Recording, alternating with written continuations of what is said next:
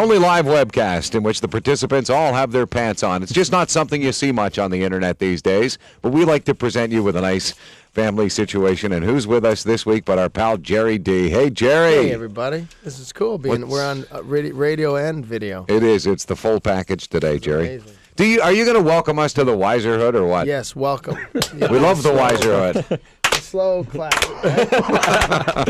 How many guys have wanted to do that with the sweater they got? Just rip it. Okay, so let me ask you this professionally. You're a funny guy, and it seems to me you get a lot of your stuff just from observing things. So are you thinking of your act and what you do like 24 hours a day? You're driving down the street, see something, boom, yeah, there's something. Or my wife's starting to implement ideas, which is not always a good thing because, I mean, we know. Yeah. Well, does your wife give you ideas at work? Try this. Yeah. Well, she can't come to work and watch you do it. Mine will come and. Did you try that? I watched. I didn't see that. No. You do need to. The pineapple joke. I'm so sorry. But no, it's funny because sometimes she says things. She's a pretty funny lady, but couldn't stand up. And my daughter's potty training. So she's running around the house. She's 2 years old, right? And she's got no diaper on, but she's got underwear and track pants. And my wife says, which I thought was pretty funny, she says, look how small her bum looks when she doesn't have diapers on. She said, I should do that. I said, do what? She said, I should run around the house all day with diapers on, and then before bed, take them off and look in the mirror and look how small my bum looks, right? And we laugh. In a really strange way, she does have a point. Yeah. But I said, or you could run. And that ended all the laughing. So I ended up getting a joke out of it after all. She said, that's not funny. I said, well, the crowd will think it's funny. More than the pineapple story you have.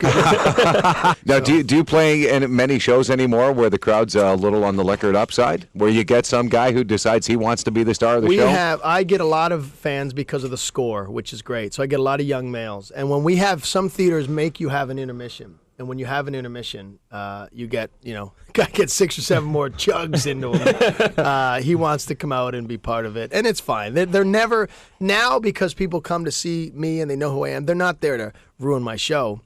But accidentally sometimes they just keep talking and talking. But I politely deal with it. You can see a change in the complexion of your audience, mainly because of the score? I see a lot more younger males coming. I don't see, I'm not losing any of the, I always had a wide range of fans from 18 to 45 kind of is my peak. But I saw a lot of more sportsy score-type male guys coming. And then they bring their girlfriend. And at the end of the show, the guy's like, can I get a picture? And she's like, who is he? I still don't know who he is. How does George Lopez keep getting work? I don't know. I have a lot of... couldn't help himself on that one. I can't help it. Jonathan Torrens from Trailer Park Boys, great guy, friend of mine. He has a great line. He says, he has a list of I just don't get it. Mm-hmm. I just don't get it. Bob Saget, I just don't get it, right? Jack Black for me, I just don't get, right? He's on my just don't get it list. And that would be another guy that George I just Lopez. don't get. I don't know. He's a 1980s comic, and that's what he's still doing to me. But I remember seeing Robin Williams down here at Spirits Bar and Grill. He was a huge thing. There was 80 people. He was doing that film with Louis Black. And I went up and I saw Robin Williams, and he did the deaf sign language joke. Thing he made about the fun about cabs, owning corner stores, and being from certain parts of the world. And I said, oh my God, are you kidding me? But then someone said to me after, yeah, but he started that stuff. He started all that stuff. So I guess it's the same with Lopez. You can look at his stuff now and we say, God, I've seen this a million times. But if he was the first guy kind of doing it. But in L.A., that seems to be, they go with safety. I guess there are certain rules that can be broken if you were sort of the first guy in, right? There seems to be this sort of esoteric rule book for comedians. Oh, there's like if you're really huge, you can rip off a small guy. If you're a small guy, you cannot rip off the big guy. You shouldn't do it either way. You see it happening, though. But guys do it all the time, and there's questions about everybody doing it. I mean, like Dane Cook is a great example, Dane Cook is a perfect example. I just did a show in Calgary, and I got a call the night before from Dane Cook's manager in L.A. who had talked to my tour promoter who promotes Dane. Anyway, he asked me to come by the show after, so I had a show in Calgary. Dane Cook had a show in Calgary, so I went over to the Saddle Dome. He's got 15,000 people there. It's unbelievable. But I didn't get to see the show. But, there's starting to be a feeling that Dane's starting to go downhill a little bit. And I don't know how people can say that. You got 15,000 people at a show in Canada. That's amazing. It's unbelievable. So people will question what he does. He steals stuff.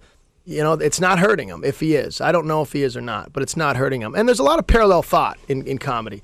And younger comics that have never made it, they go around and they're jury police. Hey, that's his bit. That's his bit.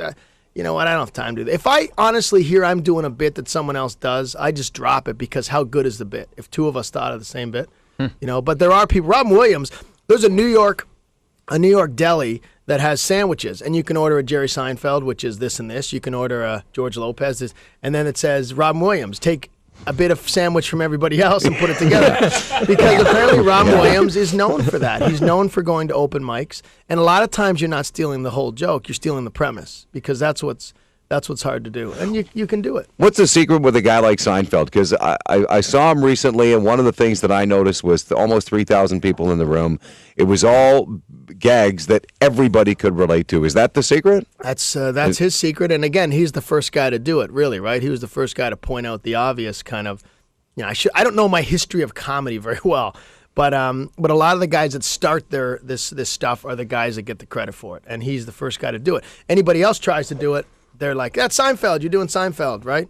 So for me, I just talk about what goes on in my life, and that way nobody can say, yeah, but my wife does a pineapple joke. Well, that's pretty unbelievable if your wife does one. I mean, right now, I don't know if you know this, but I've got a deal with CBC. We shot a pilot for my own show. So that's kind of what I've gone more the sitcom route. I created a show with Mike Volpe, who's a producer of Trailer Park Boys, and Jonathan Torrens is one of the actors, and it's a show about my life as a teacher and teachers in general. And we shot the pilot, and that's in the hands of CBC right now. So that would be my next wish, is that this comes to fruition and becomes a series. It would be a sitcom on primetime CBC. So, but the talk show has always been something that I certainly think I could do, and along the lines of what Bullard did, sort of that late night talk show. The problem is, I think the show would work.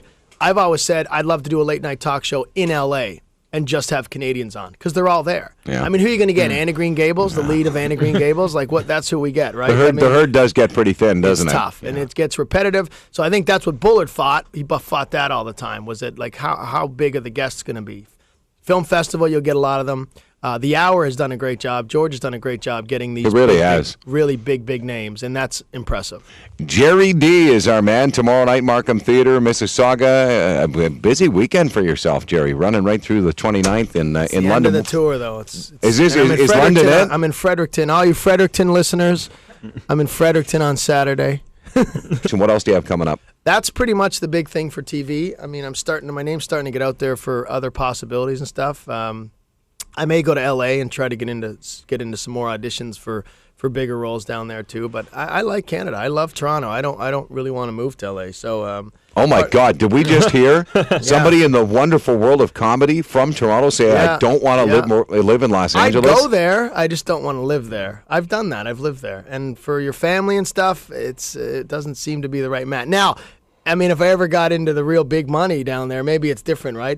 But I was living at Sunset in La Brea, which is not an area you want to raise your kids. Boy, right? Incredible when you see what's happened to Russell Peters in the last couple of years. Russell's an amazing story. It's an anomaly. It's not going to happen again for years in Canada. I mean, what him and Dane Cook do is unexplainable, and people knock them. Comics knock them, and this and that. Russell's a great guy for people that are fans of him. He's just a tremendously generous person, and he takes care of all the comics. He takes care of his group. Very different from a Dane Cook type. Dane Cook type is more, self-centered and more about Dane Cook, and Russell's very, very generous guy. So it's great to see both of them. Dane Cook's a good guy. They're both doing amazing things. I mean, I can't imagine performing in front of 15,000 people. Jerry D, thank you, buddy. Thank you.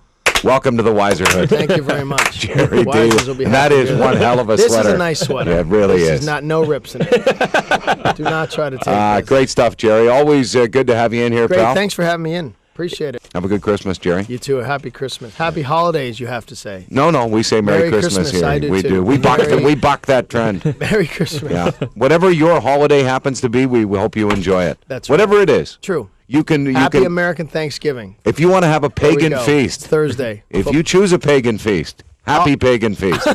All we care about American Thanksgiving, we know there's 3 NFL games. Thursday, all right. Get a little Green Bay Detroit. Sick day Thursday. Of course, there's something to be thankful for. Have a good one.